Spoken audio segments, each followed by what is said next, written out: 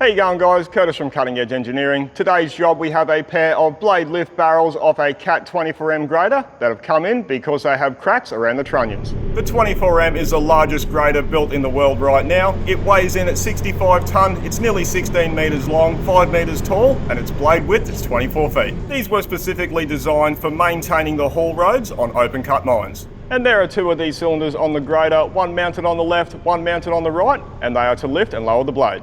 So the cracks around the trunnions are the #1 reason why these come in for repair. In my opinion, there is not enough weld there connecting the trunnion onto the barrel. There is only a single pass on either side of the trunnion, and that is just not enough. Considering all the forces when grading are transferred through the blade into these cylinders, it's no wonder why they crack. And visually, we can see the crack on each barrel in the exact same spot. And what we need to determine is how deep that crack goes and whether this is going to be a weld repair or a rebarrel. Before I set it up in the lathe, the first thing I want to do is use a wire wheel on a grinder to remove the paint on the welds on either side of the trunnion and have a better visual inspection, because that's going to determine how I set it up in the lathe.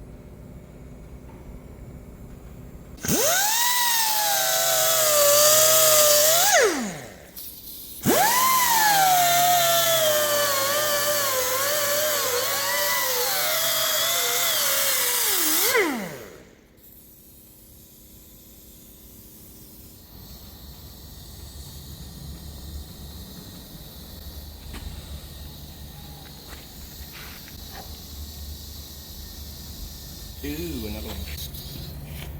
Oh dear.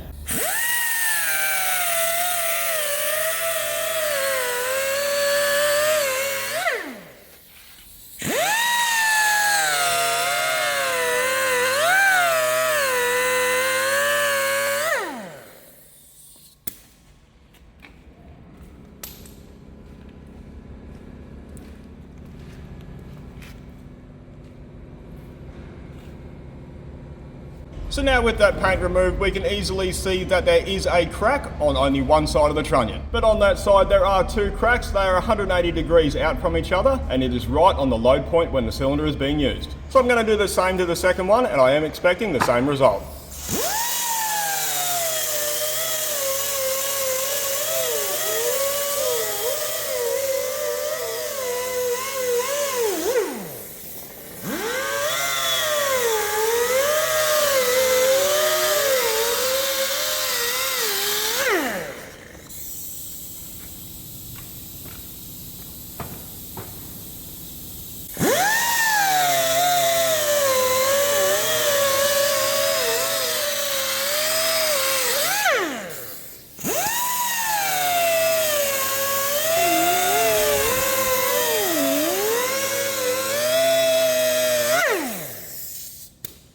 So this barrel is exactly the same. There is no crack on the weld on the bottom of the trunnion, but there is a crack on the other side, and the way that crack has formed is a little bit unusual. It does look like underneath there could be porosity or an imperfection in the weld. On this one, we can't see a second crack on the opposite side, but we're not going to know for sure until we machine it out. So we're going to get these over to the lathe and get our first one set up.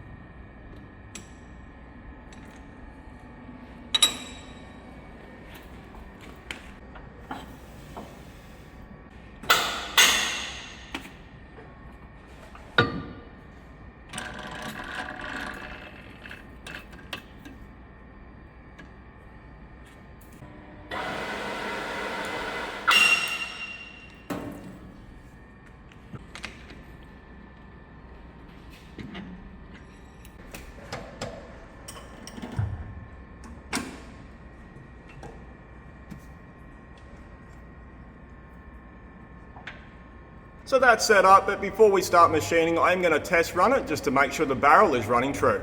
The barrel is running true, but with the trunnion, it does look like it is running out. That is what you get with a rough casting, and that's not going to be a problem for us. So I'm going to be using a 12mm button tool to remove the majority of the weld.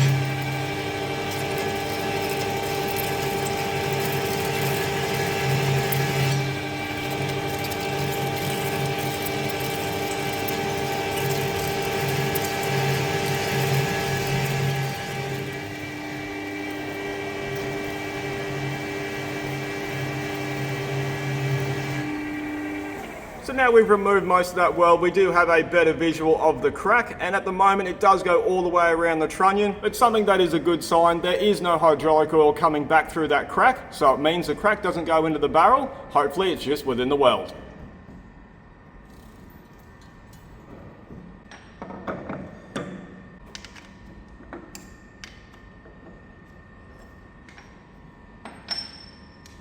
Now I'm going to use a D&MG insert to machine out the rest of the weld, and that's going to expose the joint between the trunnion and the barrel.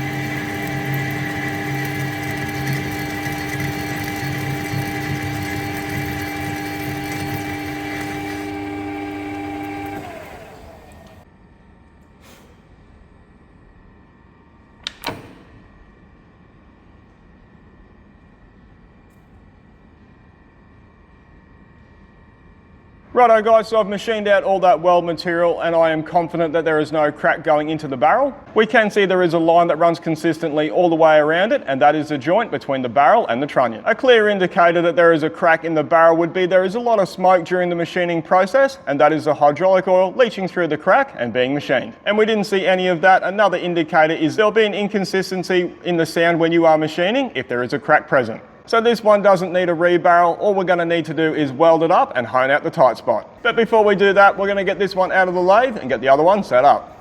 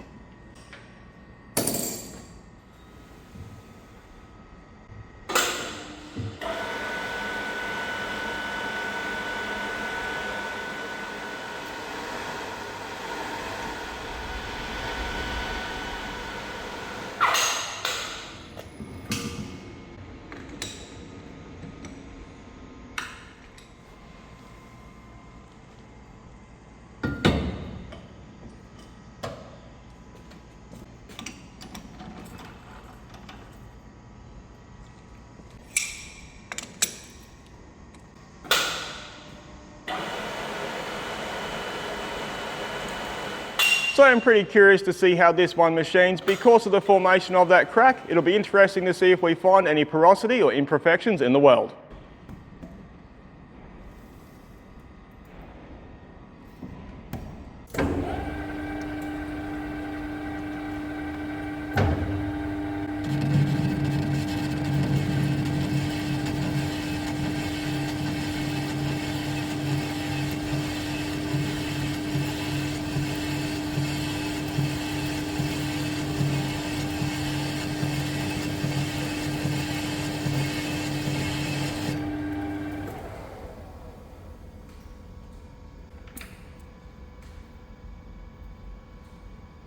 So after machining off that top layer, surprisingly there isn't any porosity in there, but there are a few pinholes. It's definitely not as bad as I thought it was going to be, but we're going to keep machining out that weld and remove the rest of that crack.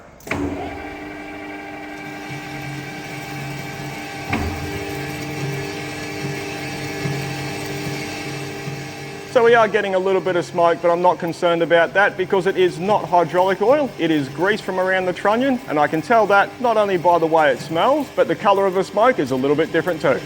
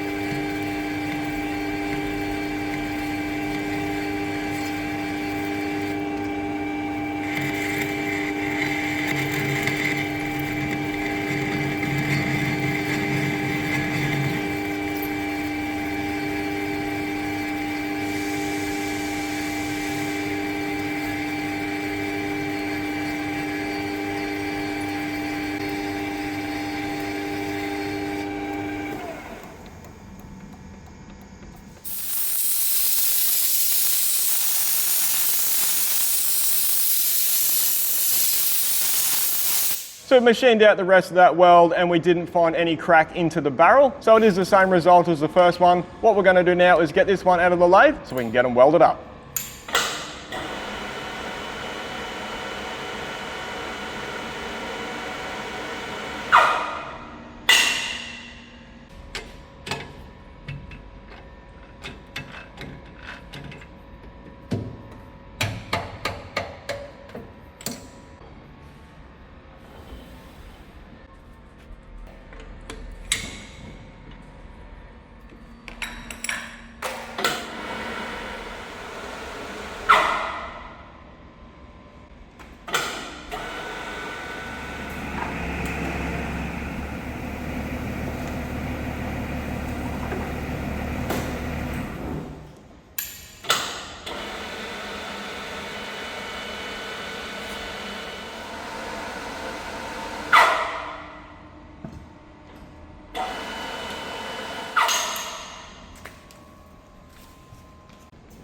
Before we weld it, I'm going to take a measurement of the area where we are about to weld using a bore gauge.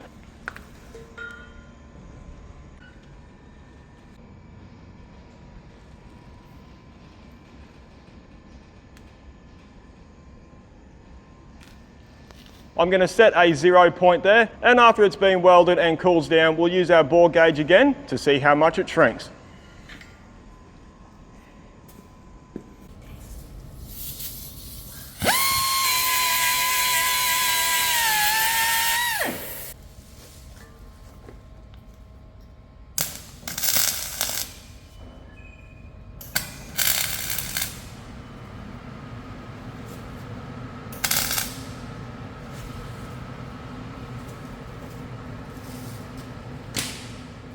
Because that was cracked, there is going to be moisture and rust trapped under the trunnion, which is going to create issues when we go to weld it up. So what I'm going to do is preheat it to try and burn out as much of that moisture and use a wire wheel to try and remove as much of that rust as possible. And if we get any impurities or porosity, we'll simply grind it out and weld it again.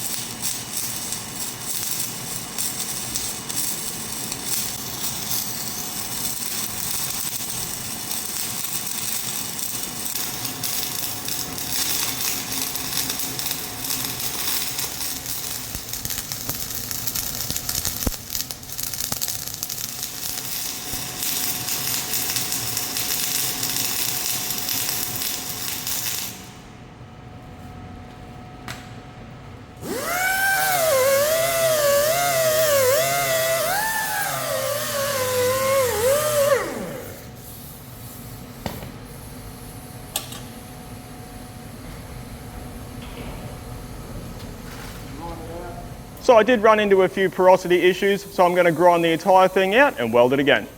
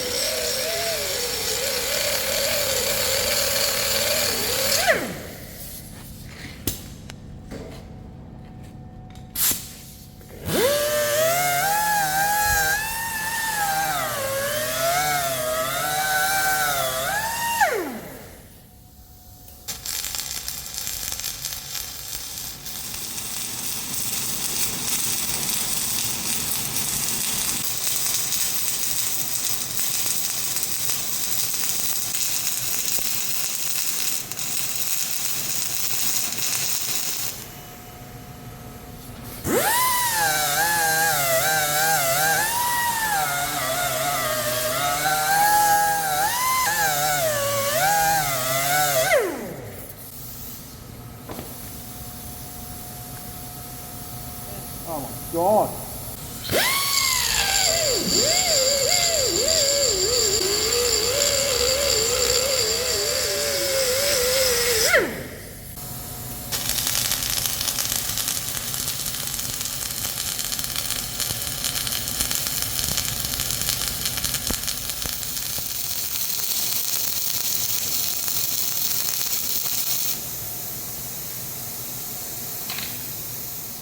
So I'm happy with that weld pass now, but I'm not just going to leave it at one. I'm going to do a few more there, and that's to try and help spread out the load in that welded area.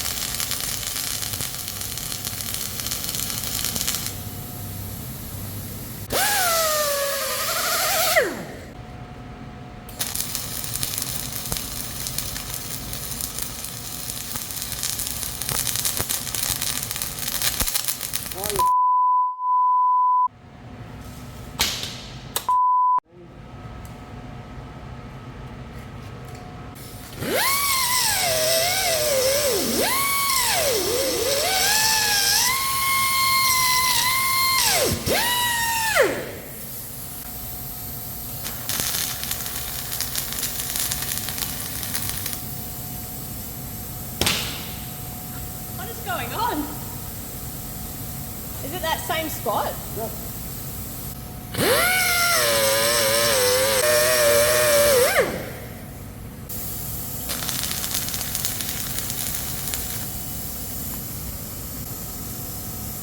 I'm not happy with that at all.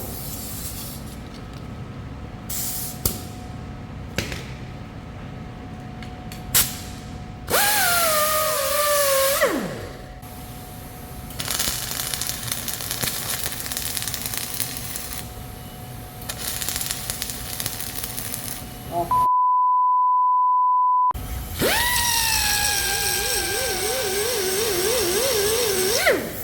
So I'm having a few dramas welding up this one particular area. It is nowhere near the weld joint between the trunnion and the barrel. It seems that there is an impurity in the casting, and every time I weld it, it just bubbles out at me. So I have had a few goes at it, and I have finally managed to get it to weld up correctly, but I'm not happy with how that looks, so I'm going to clean it up with a conditioning wheel on a grinder after I weld up the other side.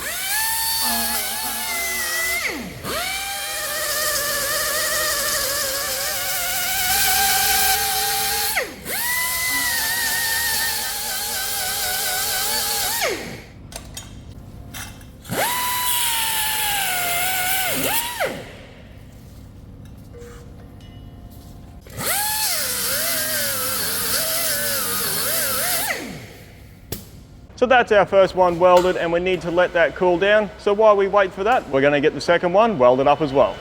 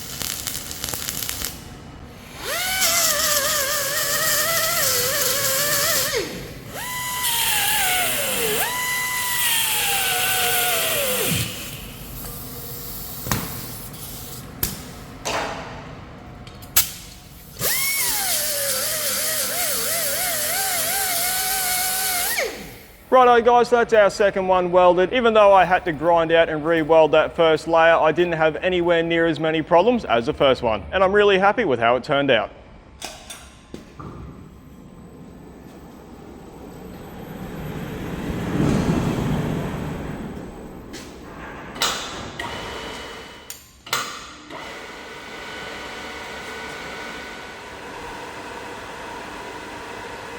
And the first one has cooled down enough now, we're going to get it set up on the honing machine.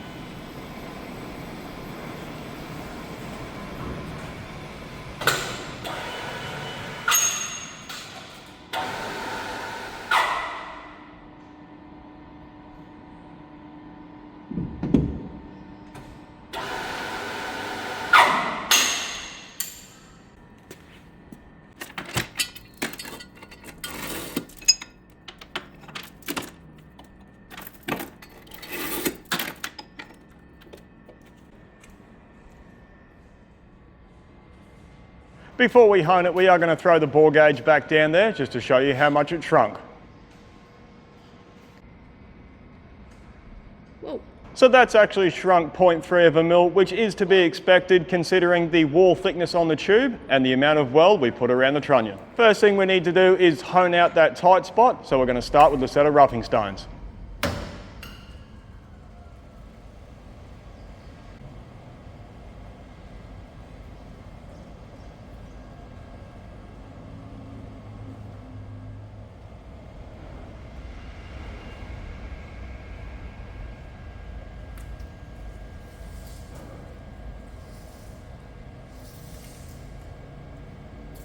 To set up the hone, the first thing we need to do is put in the diameter of the barrel, which is 5 1/4 inches or 133 mil. Then we enter the length, which is 1200 mil. Now we've set those parameters, the machine will automatically calculate the feed rate and the rotation speed to give us a 60-degree crosshatch.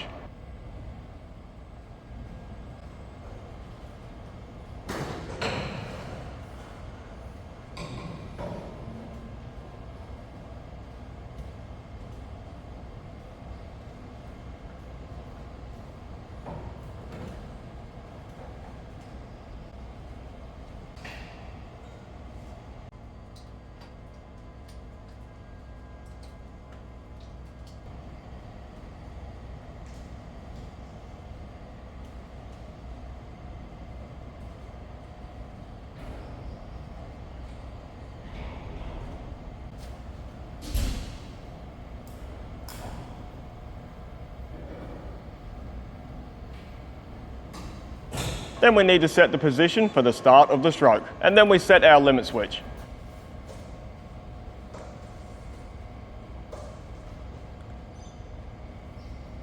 And then we need to set the end of the stroke and that limit switch.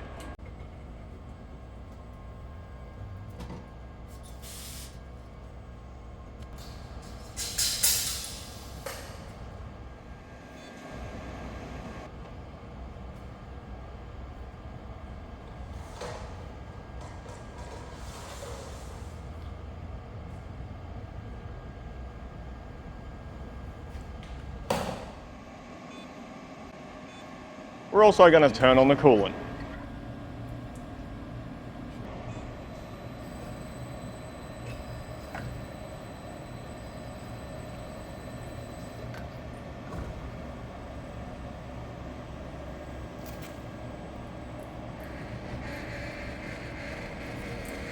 Ooh.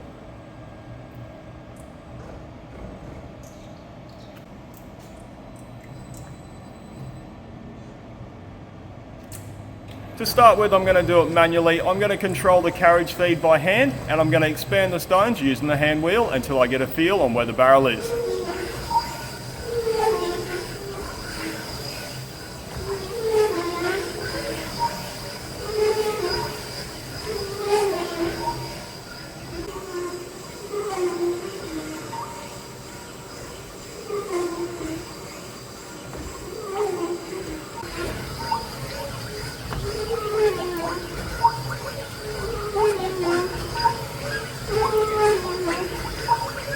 And I'm pretty happy with how that's feeling, so I'm going to engage the auto feed for the honing head, and it will advance the head automatically based on the load. And we're just going to let that run for a couple of minutes, and then we can take a measurement with the bore gauge.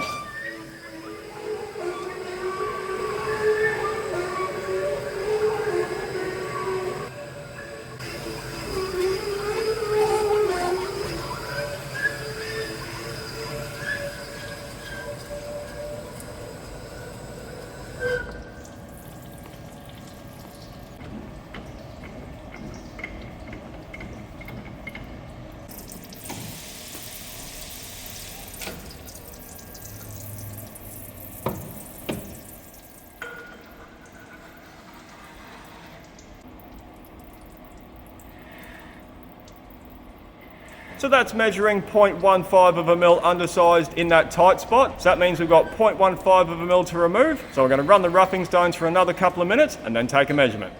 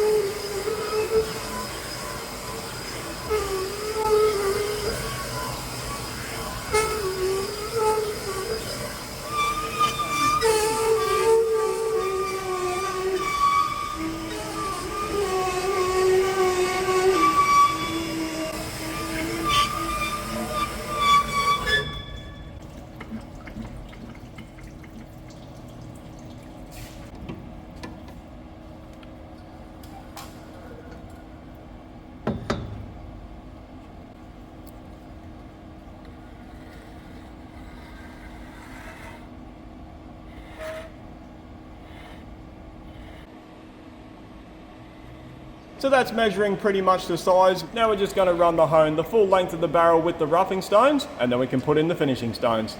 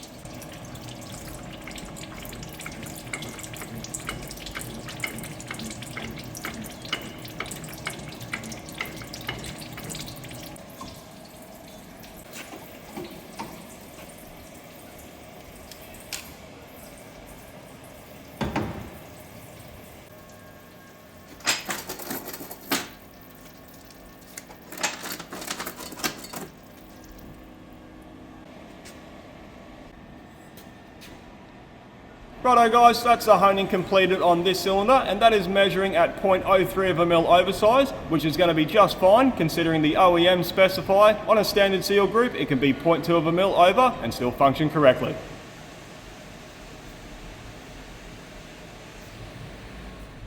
And the surface finish on the inside of the barrel is perfect again, so we're going to get this one out and get the second one honed as well.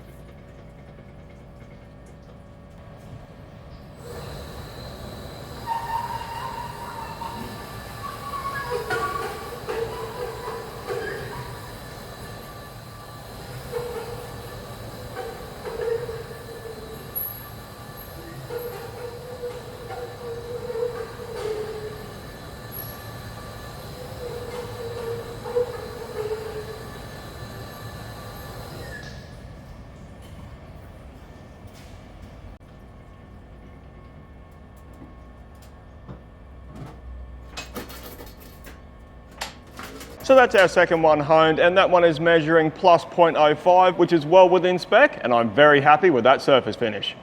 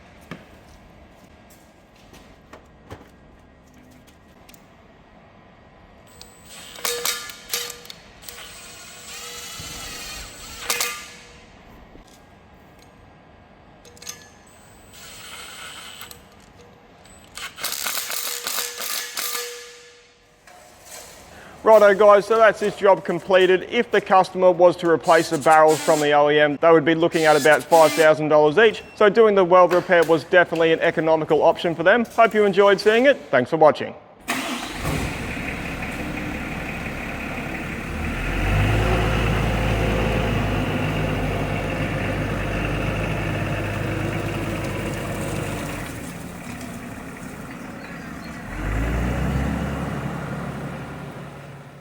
How you going guys? Curtis from Cutting Edge Engineering. Today's job we have a pair of... We can see there is a line that runs consistently all the way around it, and that is the joint. Joint. And we're just going to let that run for a couple of minutes. And cracks around the trunnions. And cracks around the trunnion. Oh, fuck me, I did it again. And considering all the oh, fuck me. And considering all the forces are transferred back through the... Oh, fuck me. Righto guys, so that's our second one welded up. Oh, fuck you. Righto guys, so that's our second one welded up. Oh, fuck me. I didn't like that bit. No. Forget that bit.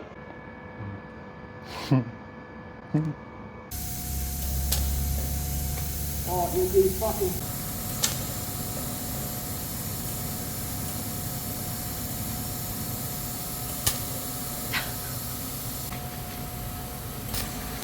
Oh, don't you fucking start this shit.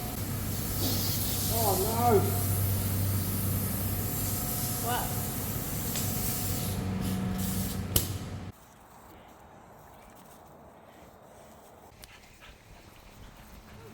Taking shape. We marked out our layout, measured carefully, and then set our 60-foot. There's something about seeing those posts standing that gives you the sense of pride. You start to see the bones of what's coming. From there, it was board after board, 4 foot What wide, you got? and heavy. We didn't have a lift or a crew or any experience setting something like that. The first few we managed to wrestle into place by hand, but it was exhausting. I remember standing there covered in sweat and dirt, realizing that there had to